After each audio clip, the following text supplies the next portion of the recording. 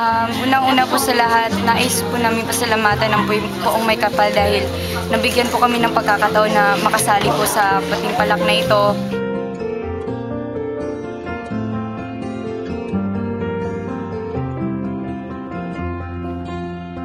Maraming salamat po talaga sa Showtime at binigyan kami ng pagkakataon.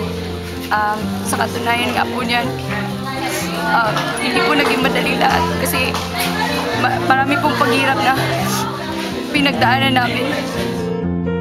Tapos yung mga sinasabi ng ibang tao na wala kaming kwenta, pero kinaya namin yon dahil po sa suporta ng mga magulang namin at sa mga kaibigan namin.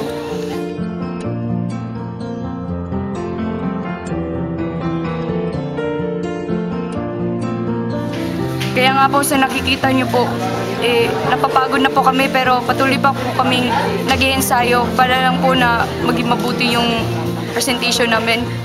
Kaya sana po magustuhan niyo po ito.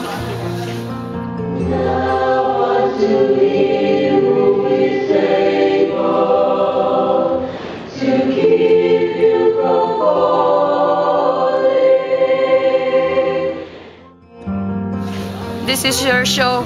Your time, it's showtime.